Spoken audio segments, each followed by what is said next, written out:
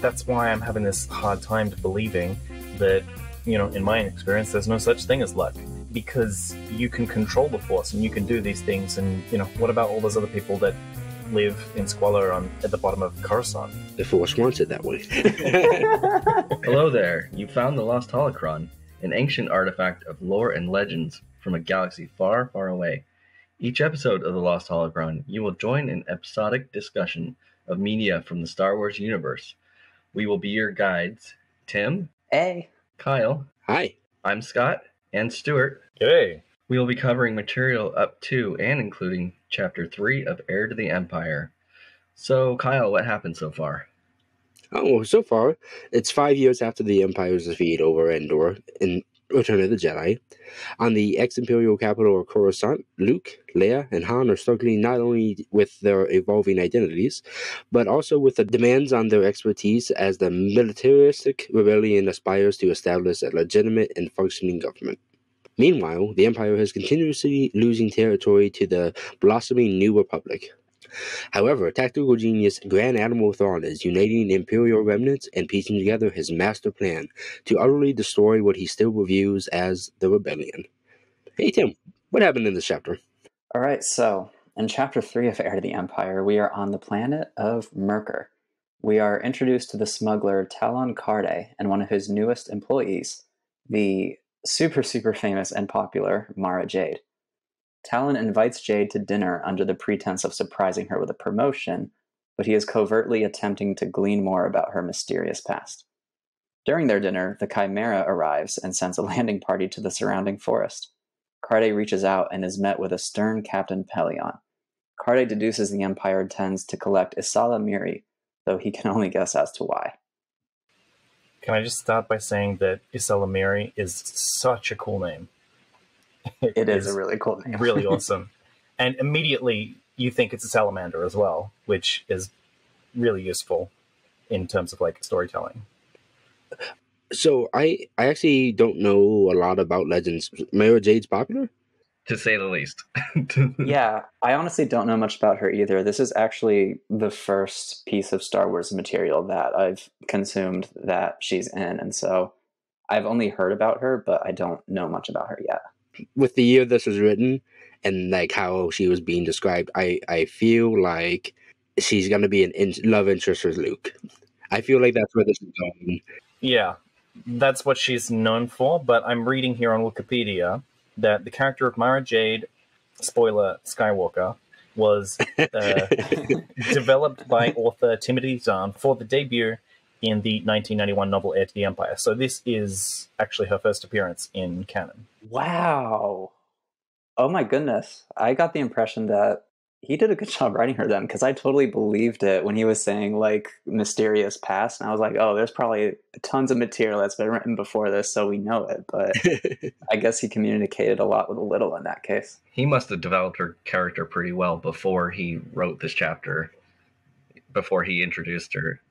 Yeah, but your final, if you're going to write a novel, your final pass on a lot of these things will be informed by how you've written your drafts as well. A lot of the writing may or may not change to communicate things that you want to allude to later in your piece, or even you can change how characters certainly come together, because I wouldn't be surprised if there were more characters in this book, just with how really tight Zahn is with his writing, that there was probably a number of characters that get condensed in the edits. So your first draft might have a few different characters, and you think, wait, this character is a little bit superfluous. Gotcha. You could probably merge their characteristics with this one and kind of move forward in that direction.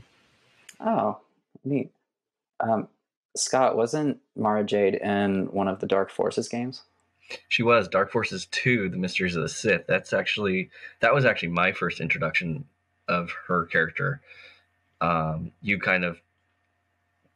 You go from playing Kyle Katarn, then you play as Mara Jade. So you play as the first few missions as Kyle Katarn, and then you kind of pass on because he goes to investigate the Sith temple on Dromund Kaas, and then you play as Mara. Oh. She eventually has to go track him down and figure out what happened to him. And it's really cool. You know, you get to use her purple lightsaber. You get to use some really cool. It's a great Her famous game. purple lightsaber. Yeah, her famous purple lightsaber. It's a great game, and I really miss it. So would that be the first purple lightsaber in canon, even before Samuel L. Jackson? Possibly. I don't know, because a lot of the colors were legends, especially. So my first introduction to other colored lightsabers was the Jedi Knight. It was Dark Forces 2 Jedi Knight game, the predecessor of the one where we play as Mara Jade, and all of the Dark Jedi basically have every color you can think of. You know, there's a Dark Jedi that has a blue lightsaber. Right. Only two of them have red. Yun has a yellow. Bach has two purples. Gork and Pick have two orange. You know, they each have an orange. Yeah. And so that was my first introduction. And then you eventually use your green lightsaber gets destroyed, so you pick up Yun's lightsaber and use that for the rest of the game. And then in Mysteries of the Sith, Kyle still has the yellow lightsaber, and then he kind of exiles himself, and then he creates his blue lightsaber. Right. Yeah, I associate him with the blue one most strongly, but that's because I've only played those games with him in it, where he's using the blue one. Yeah. So yeah, it might be. Unless there's material we're not aware of. But when did the expanded universe even start? Oh, I thought it started pretty early. Is this one of the first novels? No. This is one of the first. It's not the first, but it's among the first. I think it started quite early. Like in the 80s, there was novels as well. I want to say maybe the mid to late 80s. Yeah. And this is 1991, and I think that the Legends went through like a golden era in around the time that this book came out. So I would have to actually know a lot more about this stuff rather than just talk out of my ass about it, but I know, right? I'm like frantically looking all this stuff up because I'm like, when did something happen? Or things like that, yeah. On the Wook, you should be able to find a table that you could sort by release year.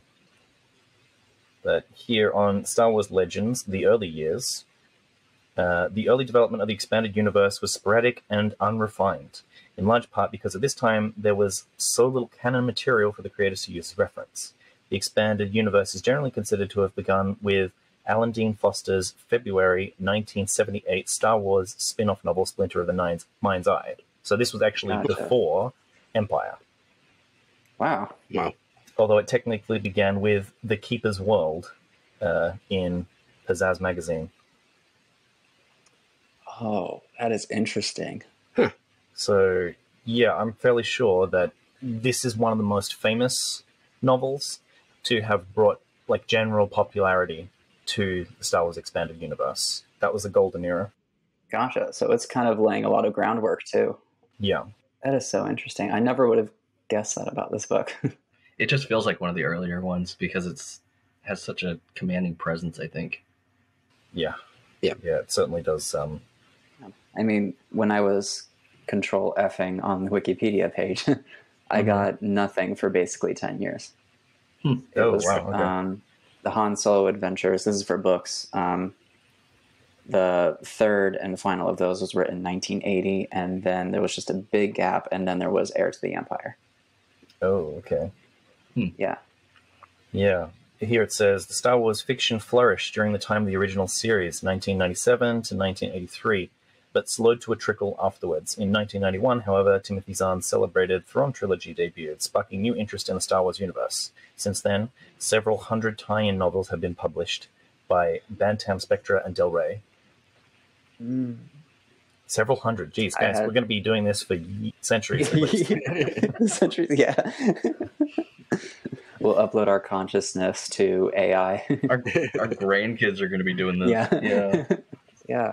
That's crazy. I honestly, like, when I first suggested this, I had no idea it was kind of like, in a way, the progenitor or the first of the entire EU. So, wow.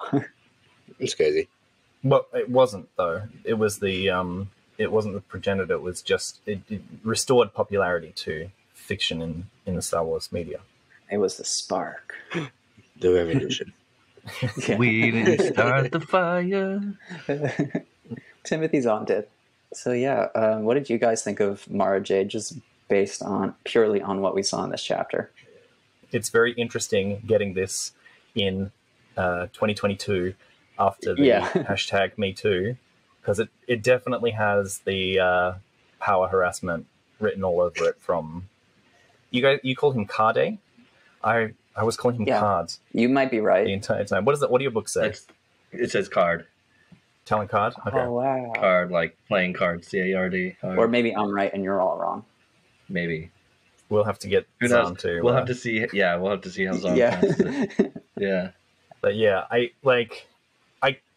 kind of believe Karrde when he says that, like, well, this isn't anything what we would think about this as like sexual harassment from your boss, because he's here looking for information about her past, which I guess is a little bit of like personal harassment of like, oh, well, you're going to be part of my company. You're part of the family. Tell us where you came from. Where were you born? Can I see your birth certificate? That small business vibe. Yeah.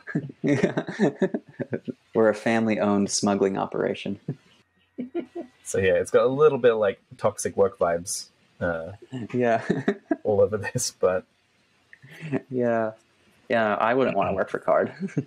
I think in the chapter wasn't the word grooming used. That's right, it was. I remember that. Yeah, it was. Yep. that's It was. very appropriate, but also very uncomfortable given the past 30 years. Yes. Yeah. Grooming definitely has a new connotation to it. Mm-hmm. Yeah. No one uses groom for like position employment anymore.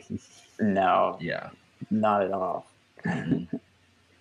First we get Thrawn's bigotry, and now we get Karrde's sexual harassment. Unfortunately, I think groom is a very good word, though, for particularly if you're training somebody to do something, to fill a role of power or something. Like, there needs to be a new word, because that gives a What about very the word Just say train. or Right. vet? train. Yeah. What about the word vet? Because Right. grooming just makes it sound like they're a subordinate, like a pet. Yeah. It's inherently dehumanizing. Yeah. Mm-hmm. It is. Yeah. Okay, yeah, all right, I'll concede that. You have to give me your list of synonyms, though, because I use it in my novels. So. We'll just grab a thesaurus then. But yeah, Karrde did seem like a pretty savvy guy. Yeah. Do you think he's closer to Han Solo or Lando Calrissian in terms of like his smuggler personality? That's the spectrum right there. Yeah. Right. I kind of got an in-between vibe from them. Yeah, I- maybe I- leaning slightly Han. I was thinking leaning Slightly more toward higher. Lando just by Oh. like in the way he was like serving dinner. He definitely feels like he has Yeah. more professionalism to him. Yeah, True. very True, suave. definitely. Yeah. Yeah. But I think he's also got that go-getterism that Han has. That, Yeah. well, I don't know. Isn't Lando a real go-getter, though? That's a good question. I don't think he quite is, because I get the impression that he's already got you. Uh-huh. Because he's just that charismatic. Han kind of feels like a shoot first, ask questions later guy, and Lando seems like he plans things better. Yeah. Mm. Yeah, okay, that's the best. Yeah, unless he's making deals with the Empire. Han Solo definitely has to shoot his way out of more situations than Lando Yeah. does. Yeah. In the what is it, the visual dictionary for the original trilogy, they're pointing out that he's got a winning smile on his character profile. Because he does. Props to Billy D. Williams and his amazing set of teeth. Yeah. His amazing set of everything. And well-groomed mustache. Yes. He's the cool side of the pillow. Sick Family Guy reference. Yep. I think Peter flips his pillow over and Billy D. Williams is just there. Whispering to him or something in his sleep. Really? Yeah. Yeah. Like his Yeah. face is there. He's like looking to the cool side of the pillow. Oh my god, that's excellent. Let's just do an episode on Billy D. Williams. What a great actor. Yeah, for real. Seriously. You're going to have to tell me what his filmography is, though, because I don't think I've seen him in anything other than Star Wars. I only know of Batman other than this. There was a movie with I think Tim Meadows that he was in. I think it was something to do with SNL, like an SNL movie, like a sketch they turned into a movie. I forgot the name of it, but I think he was in that. Yeah, I can't recall what that is. And then of course he did the Colt 45 commercial, the commercials and the everything. So yeah. Most famous for. So yeah, Talon, I guess, probably does lean a bit more Lando then, but I feel like he's not as finessed, not nearly as much. No. Yeah. Yeah. Well, in the last chapter, we got the description that the smugglers are driven by two things, profit and excitement. So I think that that is supposed to have a little wink at his character there. Because they definitely had a lot of cat and mouse over this chapter, and I quite liked the give and take that Karrde had. It was a neat conversation. Yeah. Him and Palaeon as well were a wonderful conversation there, talking about the subtext of value and costs and stuff. Yeah. It's I really appreciated how smart Talon. His name's Talon, right? Talon Karrde. Talon Karrde. Yeah. Yes. How he associates a cost with everything that is not necessarily financial. And I think... Which I think is stupid, but if he rolls that way... I really appreciate that, on the other hand, because it is true. Everything has a cost associated with it that you can cash in someday, as he says. And, you might not want money. You might... But what's he going to get out of the Empire? Well, he wants to be in their good graces, right? To not suffer an orbital bombardment. Right. He doesn't want to get dead by them. But why? I mean, they're just a remnant. How big are they exactly at this point? They still got lasers. They still have big ships and lasers. I think at some point they said it's about 50-50, the territory between the New Republic and... Okay. Seems like it. Yeah, it really does. Okay, Yeah. then I understand that then. He probably has his own dealings going on with the New Republic as well, Right. playing both sides. Yeah. But he seems to be a bit more interested in the Empire. Yeah. Yeah. I mean, they seem to have like a historical precedence to be ruling, whereas the thing about the New Republic is that they've been a rebellion, and I think I mentioned last time, they didn't win by political victory, they won by explosions, so Yeah. Yeah. not a really good foundation for democracy. Nah. Talon Karrde at this point is kind of supposed to be in charge of Jabba the Hutt's empire Yeah, as that well. was the last one. But he's trying to keep it on the down low, and he's That's right. he kind of It's took mentioned over. in Chapter 2. He kind of took over without a whole lot of people knowing, or without a whole lot of like showboat and everything. He was just real quiet about it, hush hush, and doing it kind of in the shadows. So that's why he's... Yeah, he wants to keep that from the Empire as well. They don't want to draw any attention. Yeah, you probably wouldn't want to draw the attention of the Hutts either. That would be a very hard place to be. That dude's in a tricky spot. Yeah, Yeah. I imagine it's hard for the Empire to earn money at this point from themselves. Like they can't do it easily. Yeah. I think it's definitely more difficult. Yeah. Can't really tax anymore. Yeah, right. Well, they probably could by force from some areas that they still have control over, but get protection money. exactly. Yeah. They're just another organized crime faction at this point. They're so severely weakened, and they can't risk putting themselves out there too much. I also imagine they can't spread their numbers too much either. They gotta try to keep what of their forces together as much as they can. They can't fight on as many fronts as they used to be able to. No. Everyone's in a precarious position, it seems, at this time. Yeah. Not just the New Republic and the Imperial Remnant, but Karrde as well. Yeah. Jade does say like they're really concerned with money, which I think like in the time of the Emperor, nobody thinks about money. Yeah. The Emperor's do this is going to be done, and you don't question that because you've got either Vader breathing down your neck who's going to snap it if you don't do what you're being told, or Yeah. I'm sure that there was a lot of subtle threats from the Emperor that I'm not sure that they would have known that he was a Sith Lord, or that he would have fried them or Yeah. something. But It seemed like even amongst like the lower ranks of the Empire, Vader and the Emperor being Sith basically was just kind of a rumor or something. Yeah. A lot of them weren't really sure, or it never really felt like it was confirmed. And a lot of them, the Empire to me seems like he was almost like a mythological figure for a lot of the lower ranking people in the Empire. That's the impression I got too. Yeah. yeah, Like, we see Vader a lot, but the Empire is big. If anybody's familiar with like Warhammer 40K, the Emperor I'm not familiar, actually. is very he's a very mythological figure basically where they all believe in him like he's a deity, but nobody really knows anything about him. He's really just a rotting corpse inside of a tank. Which the same emperor does later. Yeah. I think, yeah, you're right.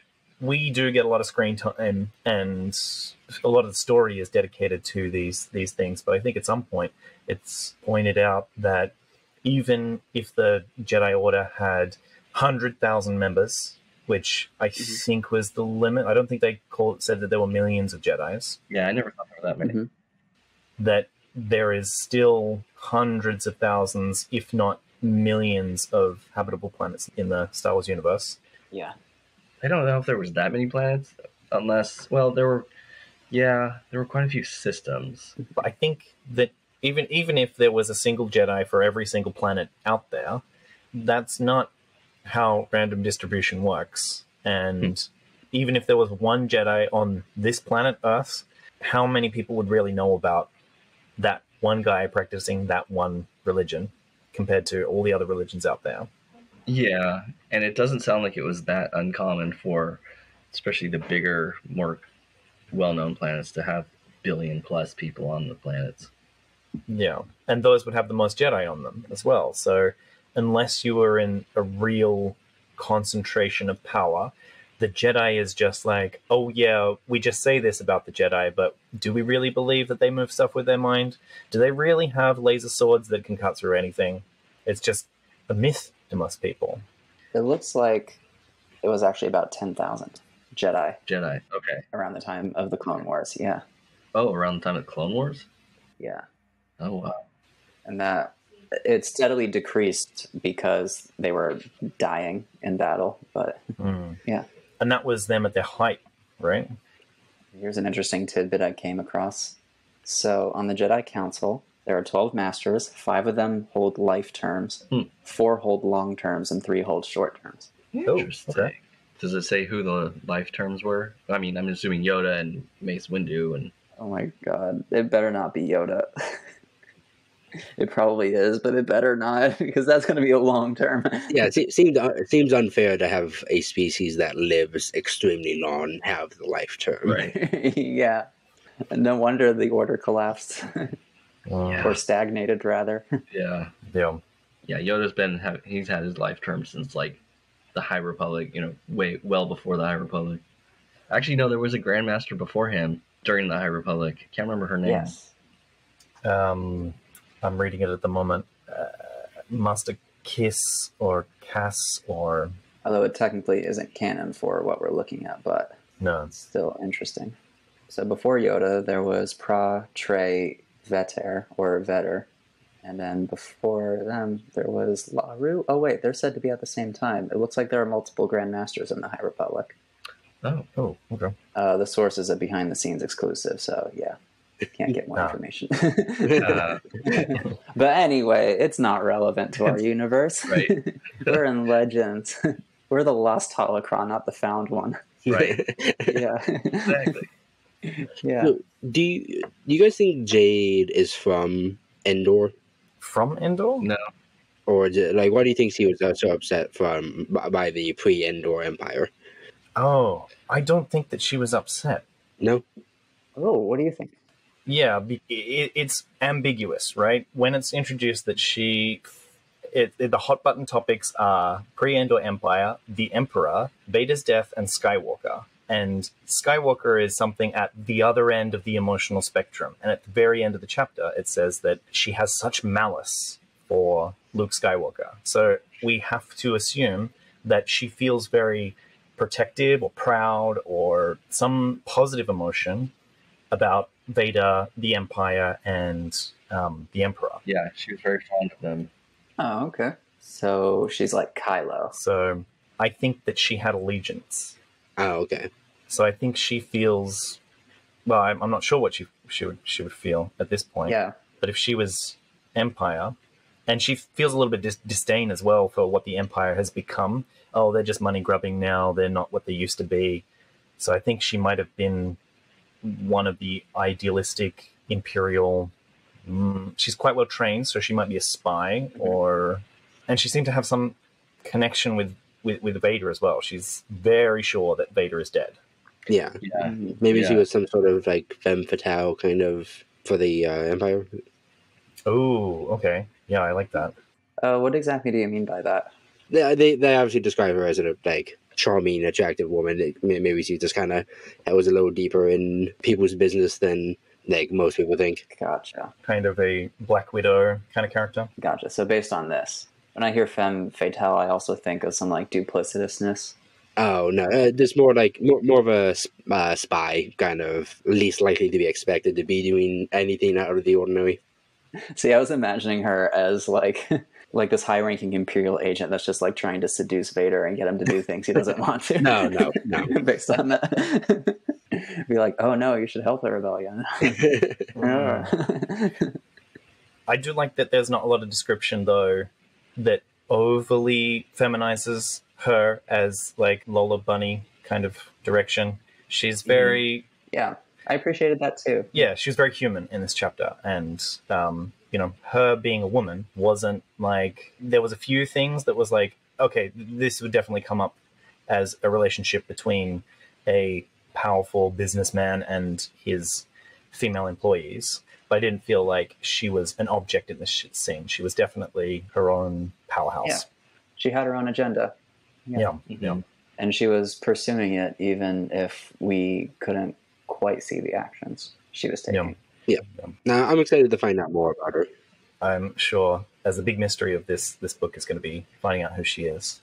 What was interesting was that she stiffened as soon as she knew that the Imperials were going into the forest. And this was before Karrde had figured out what was going on. Do you think that she was quicker on the uptake than he was? Yeah, I definitely think so. I think so. Definitely, yeah. I think so, yeah. And what is it exactly? Like, they did mention the Isalamari, but what are they? I mean, my reductive answer is that I'm assuming it's some kind of fantasy force thing or whatever that will give them some kind of advantage. But I just kind of took it at face value where I was like, oh, they're after that for some reason. Yeah. Yeah. Just a bit too MacGuffin-y for you? Yeah. A little. Yeah. I was like, Yeah, Karrde seemed to think that it was like overkill for one Jedi, so it's definitely something to do with Luke. I mean, potentially. I mean, if you're going after force wielders, then it's probably a good idea to get that. But I always feel weird about concepts in Star Wars where there are certain things that have like an effect on people's force abilities. Because I guess I feel like the force should be like an ever-present thing, and the only thing that should ever be blocking it is something internal. That just always feels more in line with the universe. Yeah. What do you mean internal? Like, if you're having some kind of internal strife or whatever, like I think of the force as like a current that flows through you. Like when Tobey Maguire lost his powers in Spider-Man 2. Yeah. Exactly. Literally, exactly. I mean, I think that's what Yoda means when he's trying to explain to Luke, like, no, the X-Wing is only big in your mind. It's only impossible in your mind. Like, it's an internal block affecting his abilities. Yeah. I think people typically take like a pretty martial approach to the Force where it's all about like training, going through exercises, and I don't think it's really quite like that. It's a lot more emotional, yeah. Yeah. But if you do a little bit of research on the Isomari, so one of their main predators were the Bornskurs that Karrde actually has. He has 2 Bornskurs, which are like dog-type creatures. Oh, okay. Is that the thing that he was feeding the dinner to and Yeah. told to get out of the office? Yeah, Sturm and Drong, which I thought was cool that they're both named Sturm and Drong, but Yeah.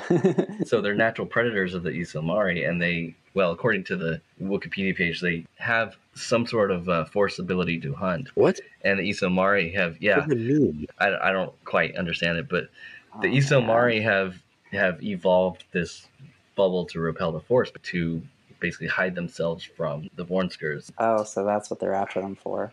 So it's kind of like these guys have heat vision, and they just create this kind of heat bubble that makes them blind in areas. In a way, makes them like a cold bubble, I guess. That frustrates me. I'm sorry, guys. I don't like that concept. I mean, I definitely have a lot more to say about that in Chapter 4. I'm not in love with it. Yeah, we'll have to see how this progresses. Do you guys know what the toupee fallacy is? No, what's that? Like toupee, like hairpiece toupee? Yeah, like a hairpiece. Okay. And let's pretend that you can guess when somebody is wearing a toupee, and every time somebody walks by, that's a real hairpiece, that's a real hairpiece. Okay, no, this one's a fake.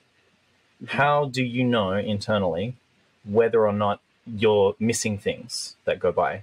If a toupee is so good that you don't pick up on it, you only get your positives in your understanding. You don't know about all the false negatives. Okay. This is a concept called the toupee fallacy. And I think it relates very strongly to how Karrde mentions about luck, that what most people call luck is often a little more than raw talent combined with the ability to make the most of a good opportunity. Like, yeah, that seems good that you can see that in every positive outcome, right? You've got a lot of true positives, but you don't see your false negatives. No, you don't. Yeah. So it's a kind of self-fulfilling prophecy to believe that. And yeah, I mean, it helps.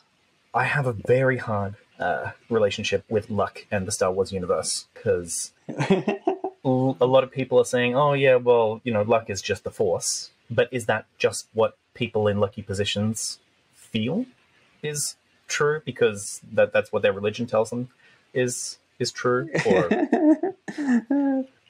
I mean, yeah, that sounds about right. how do you guys feel like luck and like the will of the Force relates in Star Wars media? Well, when something like the Force kind of has, it kind of seems like it has its own will in the Star Wars universe.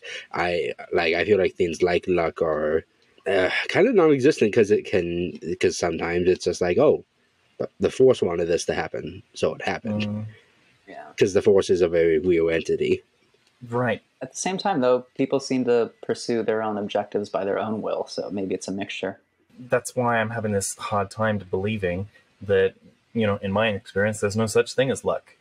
Because you can control the Force and you can do these things, and what about all those other people that live in squalor at the bottom of Coruscant? The Force wants it that way. Yeah. What do you think, Scott? I don't know. I mean, I think luck is sometimes luck happens to people, like a winning lottery number, but because I don't feel like I would have any control over that if I won Mega Millions tomorrow. I feel like that would just be luck. Yeah. But is it some kind of pre-chosen destiny, like some kind of crazy entity chose me to win the Mega Millions? I don't know. And if so, how do I get in the good graces of this entity? Exactly. I think luck in the Star Wars universe is just a case of competing agendas, where, I mean, in our universe, in real life, I think it's just competing agendas of all humans and an element of random chance. But in the Star Wars universe, it's competing elements of all humans, not just humans, life forms, and then some random chance, and then the Force as well. And the Force just happens to be a pretty powerful influence on things. Right. I mean, looking for a good opportunity is the best way to game your chances in the best way, but there's always that X factor, and ultimately nobody knows anything. Do you think someone in the Star Wars universe would be lucky to be Force sensitive? That is a very good question, actually. It depends on the situation. What kind of situation do you think it would be unlucky? If you're Force sensitive during the Purge. Oh, right. Well, yeah, Yes. true. Yeah, But you are not lucky. No. Yeah. Yeah, I think, as you said, Tim, that the way that I see luck in our universe is that you have particular probabilities that are set about by, I don't know, if you take Laplace's demon approach to, you can't know everything, and if you did, that maybe the chance of things happening tends to either 0 or 100%. But being imperfect beings, we can only understand the percentage range of our place in the universe kind of exists, and we can do things like, if you want to live a long time, you can eat certain foods or exercise, and then that increases Gain your chances a bit. Yeah, but like that's still just moving a probability distribution. Yeah. It's not moving a particular probability, just distribution. And I feel like of course, fiction is something completely different. Yeah. Because we want certain outcomes. As far as we know, we don't have a writer to contend with. Right. Yes. There's no plot armor for us. No. That would be one of those things to send somebody to the store for, is elbow grease, lighter fluid, and some plot armor. The left-handed screwdriver. Ask the guy in the back; he'll know what you're talking about. Yeah. Get some blinker fluid. I had a guy trying to be funny one time. He's like, "Hey, where's your right-handed hammers?" I was like, "Oh, they're over there with the left-handed hammers." So yeah, what does everyone think of the chapter overall? I think it was okay. I think it was knowing now that this is Mara Jade's first introduction into the series as a whole, I think it was a lot of introduction of her mostly. I wasn't a big fan of it, but I thought it was good. Yeah. It just felt like it was very necessary, and it was good. It was a decent introduction to Karrde, Yeah. as well as Jade. Yeah, I felt I got a lot more about him than her, but that definitely seems pretty intentional. yeah. Yeah. But there were some subtle hints here or there with her where you could sense there was something more going on. And so it doesn't quite feel like what I would call plot blocking, which I'm happy to say. Well, I hate to disagree with you guys. I say in utmost jest, because I really enjoyed this chapter, particularly on the second reading. My first reading, I thought, yeah, okay, this is pretty fine. But then when I went back to do my highlights, I noticed at the beginning of the chapter, it's just a few things that I want to point out. Like, oh, okay, just the phrasing of certain things. I just like Zahn's writing style in general. And then towards the end of the chapter, you just get more and more green. My page is full green on like the last 2 pages is full of stuff that I'm just like, oh, yeah, no, this is amazing. So I feel like the first part of the chapter is a lot of good setup for all that last 2 pages to be quite filled with things. There's a lot of mystery, and he knows how to set up the mystery, what to put in, what to leave out, to keep us thinking about, okay, well, what happens between these characters? What kind of cat and mouse game is going on here? They're talking about... It does seem like a table-setting chapter.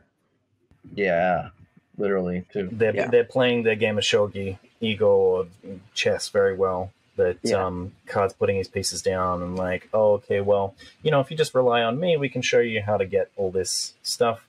It's not going to cost you anything. And Paleon is rightfully skeptical because, as he points out, that we get to observe them from the moment they touch down to the moment they take off, so we can learn more about them. And he seems to realize that there's some strange connection between Jade and the Imperium. So they don't call them the Imperium, the Imperials. Yeah, this isn't Dune. This isn't Warhammer 40K. Yeah. And that he will also get to gauge her reaction. So I think that he thinks like he's just struck this huge vein of gold that links the Empire and Mara Jade. So he's going to get a lot of information that he thinks is very important quite soon. Well, that's a good point. Yeah, I see that. So she's kind of an asset to him as well as the Empire. Yeah, for sure. I mean, which feels obvious when I say it, but I mean, you put it in really clear terms. Just exactly what kind of asset she could be. Because I was initially just thinking, oh, hey, like a good person in the business, but he's also probably interested in her past for very specific reasons too. Yeah. I think, like, as he pointed out, that the ability to make the most of opportunities is exactly what he's digging for opportunities. And I think at the moment, he's like, well, I've found all these opportunities that is much more valuable than credits. So I'm going to give it all away for free so that not only do I have the information, but I also have a favor in my back pocket that I can call on later. Mm-hmm, mm-hmm. Yeah, as a self-employed person, I can't work for free, so I'm just very annoyed at that. At the same time, though, I'm not quite in his line of work where there's a lot of other factors you have to consider. And thankfully, I'm not in his line of work because it seems pretty hellish, honestly. It does. Yeah. Yeah. The only part that I'm really disappointed with this chapter is the line when Paleon says that your generosity will be remembered, and then I felt like that was pretty good. That the next phrase was, there was no mistaking the twin edge to the words. And I was like, oh, yeah, nice little bit of subtext then. And then it continues on to say that if Karrde was planning to make some sort of betrayal, that too would be remembered. I'm like, yes, that was the subtext that you just implied. I'm like, why did this get past the editor? It was so good up until you just... I thought the twin edge of your generosity will be remembered was not only is that she's generous, but like being generous is kind of a show of weakness a little bit. Oh, yeah, okay. Ooh. Okay, so it could be a threat in two different ways then. Right, I figured it was like, oh, you're very generous. I could take advantage of that. Yeah, I'm just imagining myself right now getting taken advantage of by a new client in that exact situation. You're awfully generous, Tim. No, my skin crawled hearing you say that. Yeah, overall, this was a pretty good chapter. It set up a lot of, especially these two characters, and I really like their interaction here. And I can't wait to see more of their interaction. It's really interesting to me to see if Karrde knows about her past. But this has been The Lost Holocron. You can find transcripts, links to discussions, and more at our website, lostholocron.com. While you're there, you can learn how you can support the creation of future episodes. Read on, and we will be waiting for you in the next transmission. We would be honored if you would join us.